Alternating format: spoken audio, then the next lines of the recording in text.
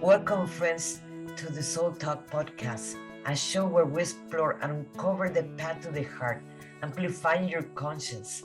Join me as we meet incredible souls who are in this journey and learn from their experience and different methods that will make you vibrate your heart. Let's get into it.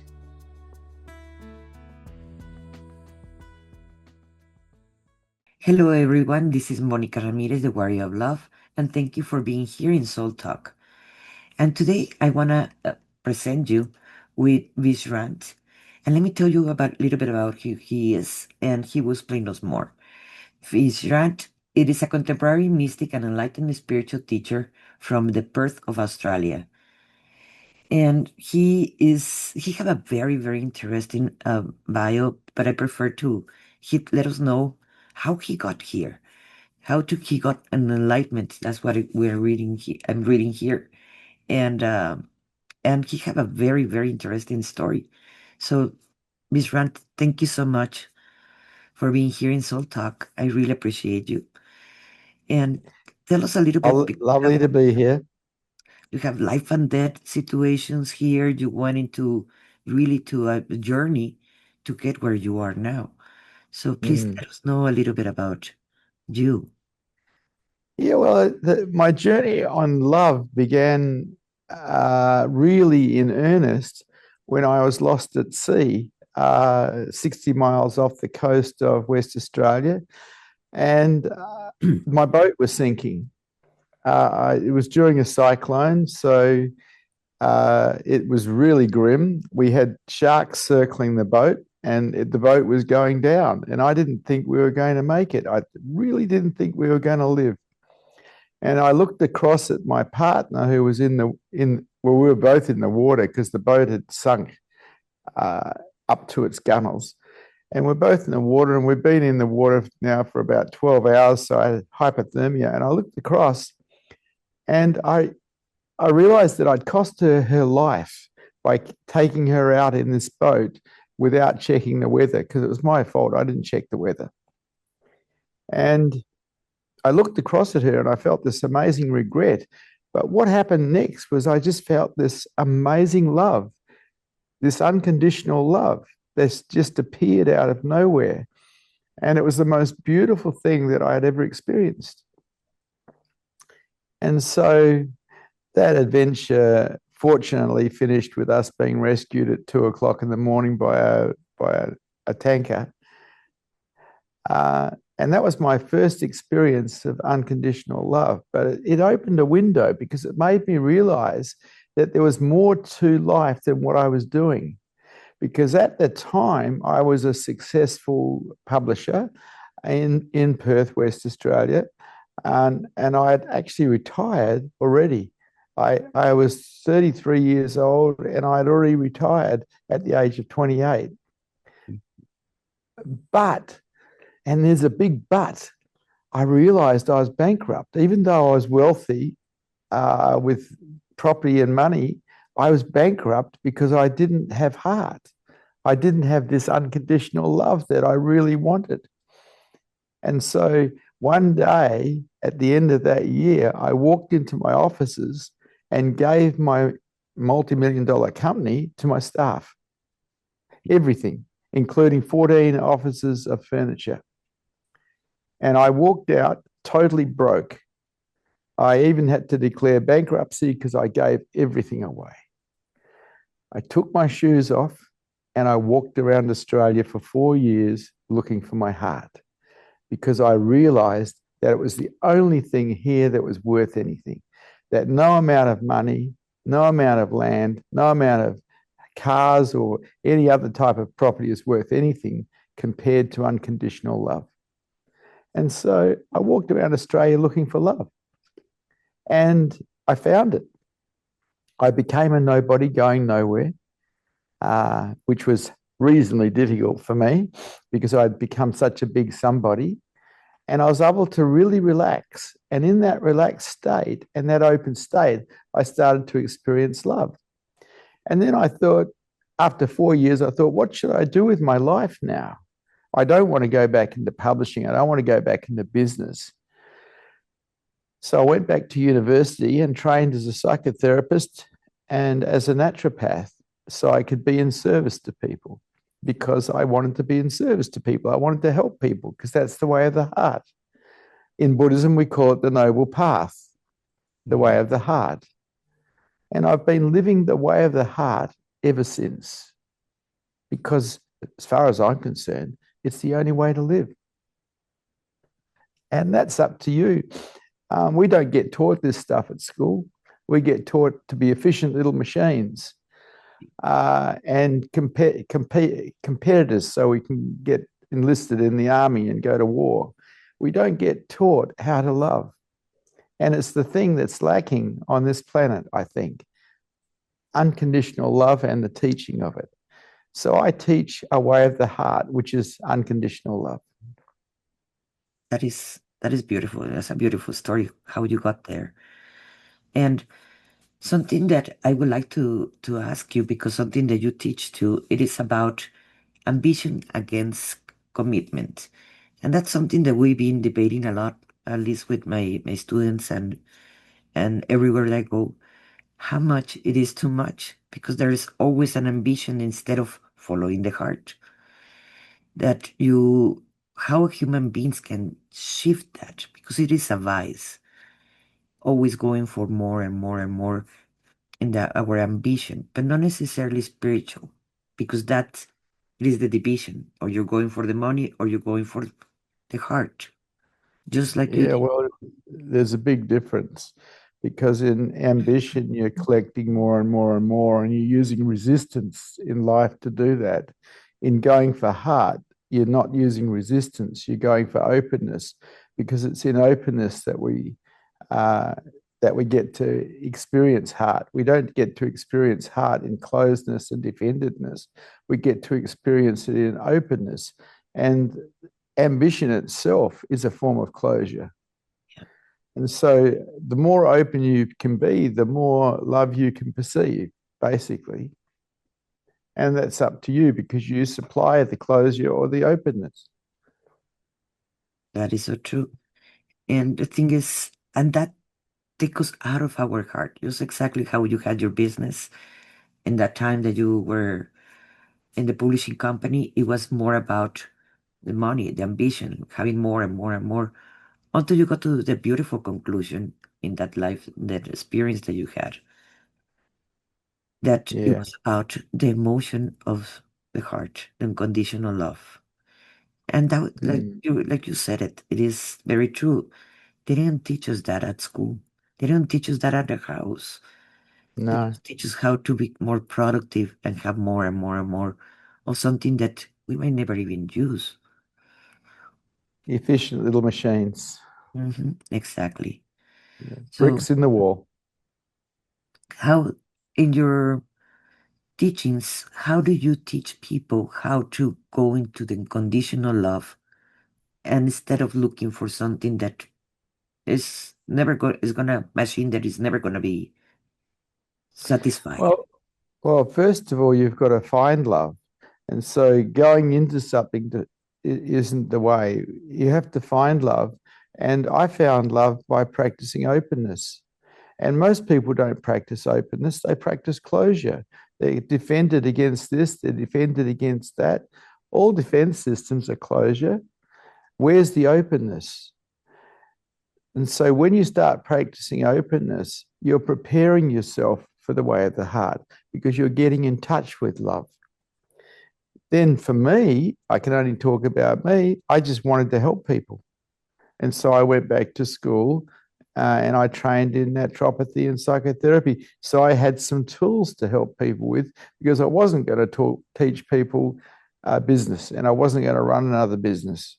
Yes, I saw that that was just hollow, empty, so empty. Because I was lucky enough to get to the top. You know, I had the cars, I had the boats, I had the penthouses. There's nothing there. It's empty. And you still have the ambition to keep making more. So becoming a nobody going nowhere was one of the best things I ever did in my life. Because as a nobody going nowhere, I didn't have to support a bullshit ego. I could actually just relax and be a nobody going nowhere.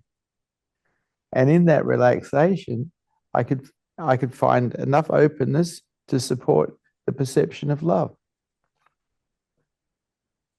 So basically, you changed completely your identity, who you were, I did. for a new I did. identity.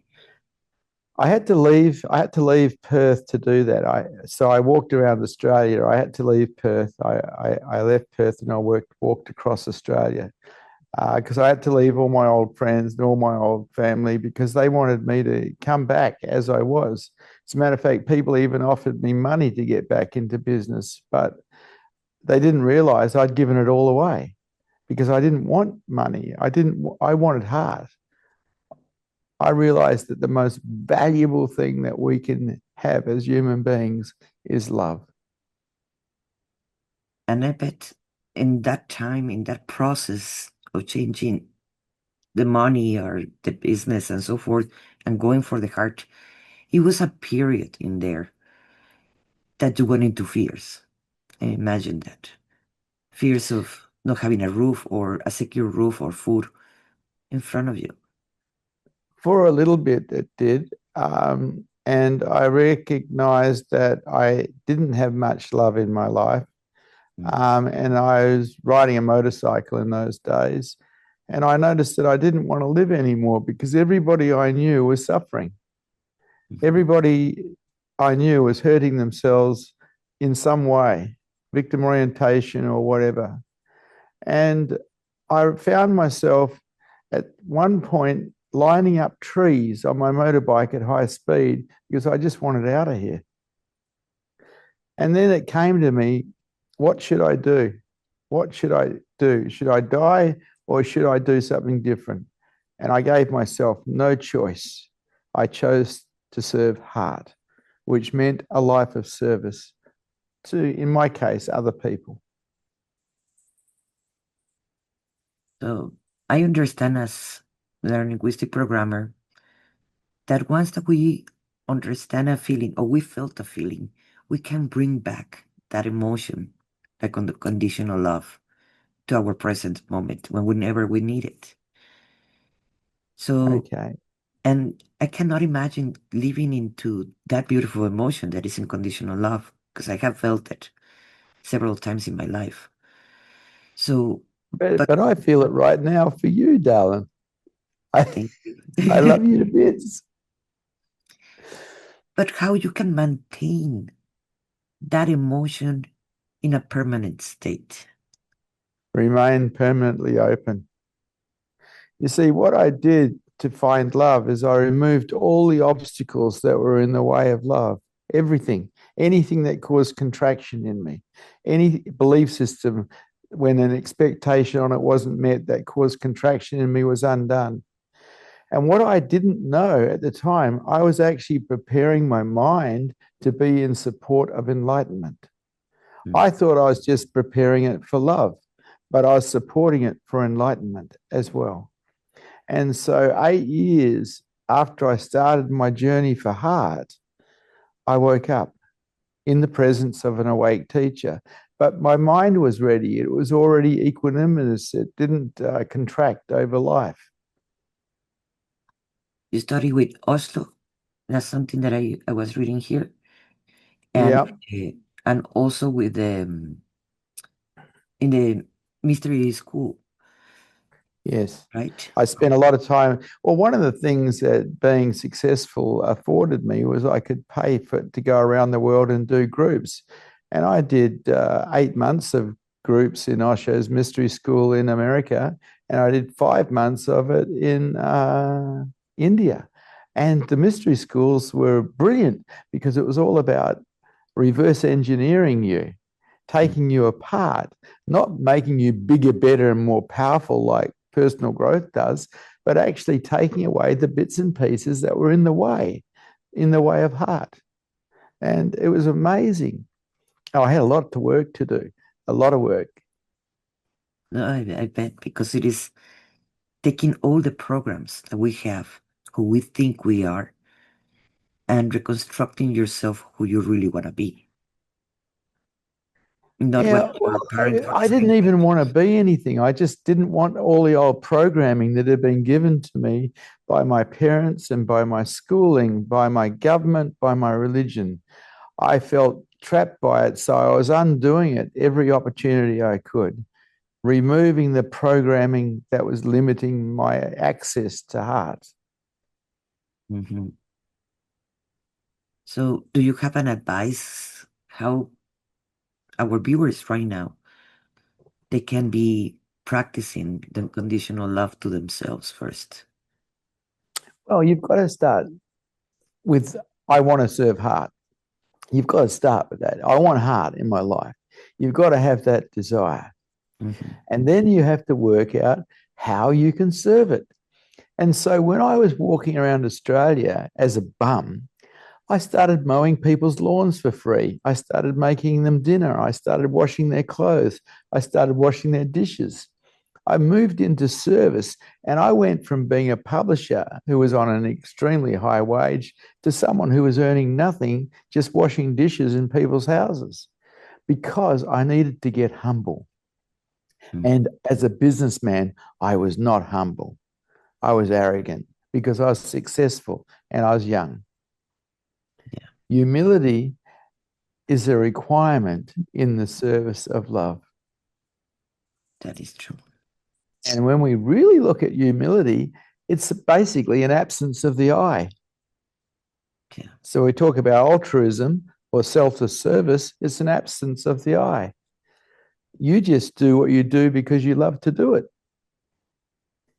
And That all is, human beings are capable of love, but a lot of human beings aren't in touch with it because of the way they were brought up, including myself. no, I agree. The majority we are not being born in families that they already understand unconditional love. That's the majority of the human beings.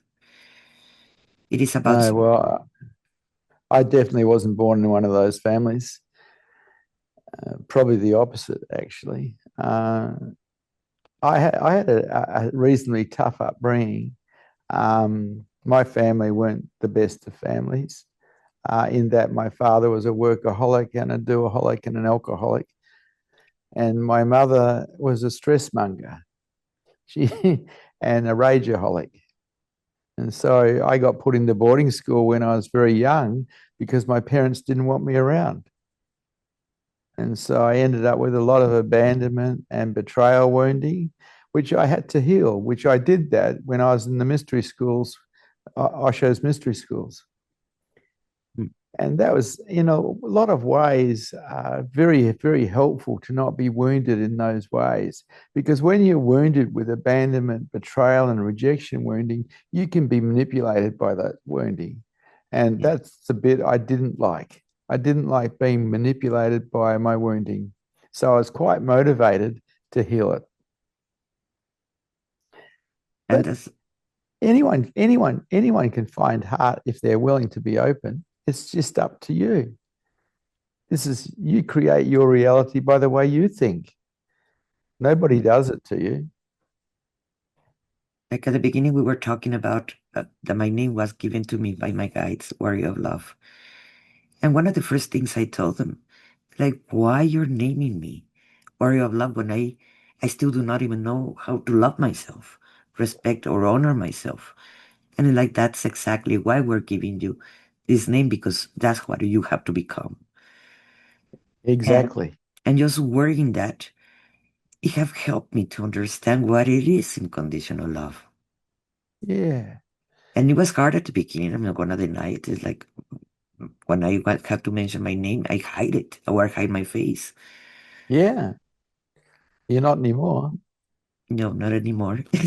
Yes. So I was given the name Vishrant, which means relax. And the reason I was given that name, because it's also a teaching name, is because I wasn't relaxed. As a businessman, because I took sannyas when I was a businessman, I wrote a way to Osho for sannyas, and I also in the letter wrote that I'd like to come and help him run the ranch in America. And they sent me back this name, Vishrant or Prem Vishrant, which means relaxed love. And that's what I had to learn, relaxed love. Yes. And I did.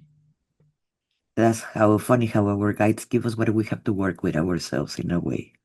Like we have to Yep. become that. It is. I know that you're gonna have a retreat, but before I would like to know what do you teach in your retreats and how long are your retreats? How they're managed at the retreats? Because I believe that it's not so easy to teach unconditional love. No, it's not. But if you have a field of energy that is love and a field of energy that is comes from enlightenment, the field of energy does the work because it relaxes people and allows them to start feeling that wide spaciousness that we truly are, rather than this tiny little individual that we are. And so the retreat comes and people sit in the space with me, as I sat in the space with my teachers for hour upon hour upon hour. And we do different things, different opening exercises. And I give talks and there's question and answer. But basically, it's the field of energy. You see, when we're in a field of energy that is love or a Buddha field, it opens us right up. And so the energy field itself does most of the work. People just have to be here. That's all. Unfortunately, quite often our family life wasn't like that. There wasn't a field of energy, a field of love. There was a field of stress because people are trying to make ends meet. Mhm. And it's in this field of love or this Buddha field that people start finding the beauty of their own true self. They start finding the beauty of love, the thing that's actually valuable here. Even the word unconditional love, it is very hard for comprehend for many people. And I would like your point of view. What it is unconditional love? Well, it affects the mind. You've got to remember that unconditional love has nothing at all to do with the mind. It stands alone. It stands alone. And then the mind will try to claim it and say, I love you. But the truth is, love is there, and then the I claims it. The I is not actually capable of love. But in this looking for love, we look for any way that works. And for me, it was with my spiritual teachers, because in their presence, I could feel my mind relax and expand, and I could feel my heart open. And it wasn't necessarily what they were saying, it was the field of energy they were carrying. Yeah. Yeah. And so I got together with heart teachers, people who had heart, and I loved that. Hi everyone, this is Monica Ramirez, the Warrior of Love. And if you have been feeling stuck where you are right now, or if you have felt that you cannot connect with others in the same language or the same emotions that you're feeling, if you're a coach, a healer, energy worker in any of those branches, maybe this is for you. Because we have felt the disconnection for the rest of our family, friends, that we cannot connect to them. And we're so afraid to actually go deep dive when we're getting triggered by our own clients because we're seeing our mirror image with them. My name is Monica Ramirez, the Warrior of Love, and that's my spiritual name. And I take clients from feeling confused and feeling stuck to feeling free, to feeling that they feel empowered from themselves. I created a system path to the heart that goes in 3 levels. And the first level, it is healing the inner child, healing the parts of us that we've been so afraid or it's very painful to do it. I have done it myself, not only with me, and I have done it with many of my clients that I take them to this process. The second level, it is to go more into inner self, clearing the family lineage, to breaking the contracts and vows, learning deeper more about the laws of the universe. And the third level, it is learning how to channel, how to do waking up your and getting online your gifts, unique gifts that the world so much needs right now. So, if you wanted to know more about this, I am eager to show you and to teach you all what I know that I use every day in my life. So, thank you for being here in this page. I really appreciate it. And this is Monica Ramirez, the Warrior of Love.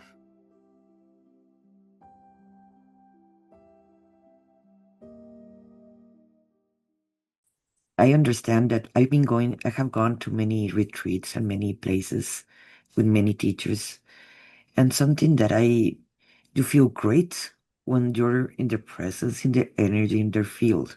Then you go back to your normal life, then you have to pay the bills and you have to attend your family and whatever it is, and you forgot that emotion that you had in that beautiful retreat that you were. So, Mm.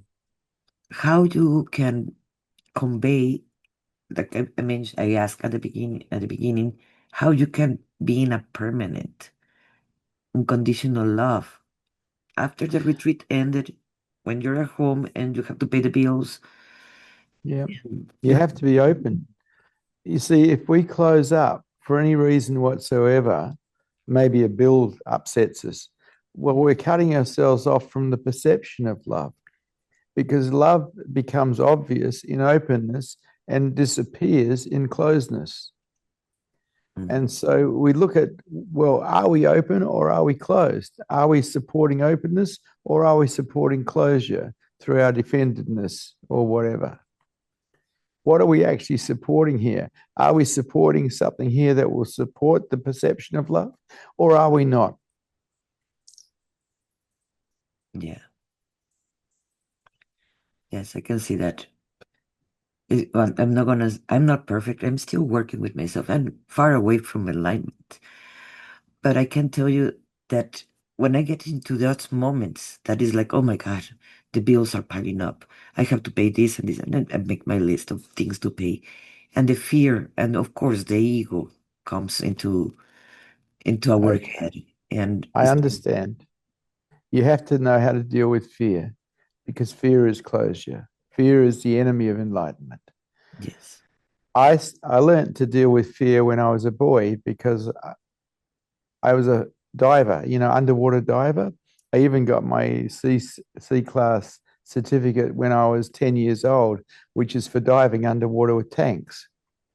And my father was a diver, and I used to go out diving with him, and we used to dive in water where there was a lot of sharks.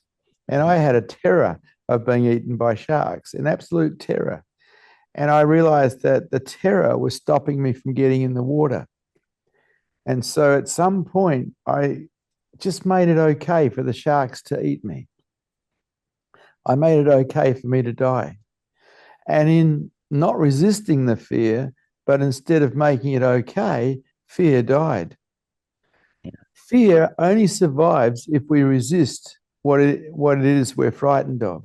If we make it okay, fear has no power. So we can disempower fear by simply making it okay for whatever we're frightened of to happen. Now, if it's paying the bills and you think you might be able to pay the mortgage payment or something like that, and you might get it kicked out of your house, you you just make that okay. And the fear will disappear. Then you try and pay the bills. Yes, of course. But, but you're not supporting fear anymore because you're not resisting. You've stopped resisting and you're making it okay. That is so true. I'm right now, a lot of memories from the past is coming, that it is how many times I've been feeling fear and I overcome it, just confronting the fear. And that is not so easy for many people. I understand. No, well, Like, a lot of people have a problem with failure because when we're at school, we had to get it right every time. And the problem with having to get it right every time, it keeps us in a state of stress and it supports fear. I learned as a boy to make a failure okay. Not that I'd ever try to fail, I always tried to succeed at whatever I did, but I made failure okay so I could then be relaxed. because when we're trying to be perfect, we can never be relaxed. But Yeah, if we're okay with failure, we can be relaxed. that is true. That is true. It's just being okay, basically, with failure, and it happened. Yeah, As many times we fall down, and as many times as we need to get up, we have to do it, and it exactly. Well, does. that's how you win. That's how you succeed. It's not, it's how many times you get up. That is so true. And and we play the same thing. Something that I'm reading from what you sent me about the victim when we have the mentality, the victim mentality to feel freedom when we are not into that. And that's something that I've been working a lot with myself, and I work with people at the same time, because yes, we can go with the victim mentality later on.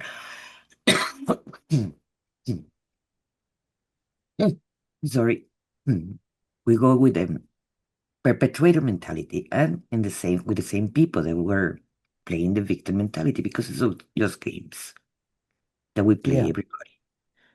But that can Yeah. give Well, feeling. I stopped that when I was 19 because I saw that I was a victim and I saw that you have to volunteer to be a victim. I mean, Yeah, bad stuff can happen, but to be a victim of that bad stuff, you have to volunteer. And I saw that being a victim was a choice. I could choose to be a victim and suffer, or I could choose not to be a victim and not suffer. At the moment you turn yourself into a victim of anything, you start blaming. So there's also the potential for anger yeah, because the fuel for anger is blame. And so, in removing victim orientated thinking by not supporting it in any way, shape, or form, I removed most of my anger as well. yes, that's true. Like I always said, the expectations are the ones that hurt us. The people are just being themselves. But the expectations that we're doing are the ones that Yeah, hold us to the expectations. victimity. Yeah, expectations. So I don't expect anything. I'm actually okay with whatever is, because I learned that to be truly happy in this life, you have to accept life as it is. The moment you don't accept life as it is, you put yourself in hell. But that's you doing it to you. It's Mm-hmm, not the world. The world is just doing what the world does. We mm-hmm. create our reality by the way we think. And if we turn ourselves into victims of anything and we start blaming, we're creating hell for ourselves. So I accept life as it is. And I don't even judge it. It's like I'm not into good, bad, right, wrong. I'm into this is what is. This is the way the world is. And so we look at the political situation out there, and you might disagree with it, but my understanding is this is what is. It's not right, wrong, it's not good or bad. Because the moment we go to right, wrong, good, and bad, we get caught in judgment and we get caught in the potential of victim orientated thinking. That is true. That is so true. It is, we're making expectations at the same time, so we feel the victim. And when we Yeah, feel the victim, we're far away from the heart. yeah. I expect to be betrayed. I expect to be lied to. Because that's human. This is human beings we're dealing with. To expect different things from human beings is being out of touch with reality. Hmm. It's funny. Yesterday, I was having a conversation with someone, and they tell me, "Who do you trust?" And like, I really only trust myself. I trust my higher self because I have the best interest over me. And from there, I don't trust anyone. Why? Because everybody's human and everybody's gonna think in themselves before thinking in someone else. And this conversation is taking me to that thought, that who do you trust? And So there's an old Sufi saying. I don't know if you're familiar with Sufism, but there's an old Sufi saying that says, "Trust in God, but tether your camel." And I think that's a wise saying. We trust, but make sure. Check. Make sure. Don't be naive. yes, Trust, but make sure. Just check. Don't take anything for granted. because trust have to do at the same time with expectations. Mm. Well, I can trust that the sun is going to come out every morning because it just keeps doing that. Mm, But when it comes to human beings, they change like the wind. yes, And so I like to check. I trust, but I check. yes, that is so true, so true, and not only human beings, even for the people that are channelers that are listening right now, or they're talking with their guides or angels, whatever it is. They everything has an agenda. Everything Yeah. has an agenda. It doesn't matter who they are. Well, everyone who talks has an agenda in what they're saying. And with me, I read agendas rather than listen to what's said, because what's said could be lies. It may be dishonest, but their agenda, which is energetically there, can be read every time. And with the agenda, it never lies. It's always truthful.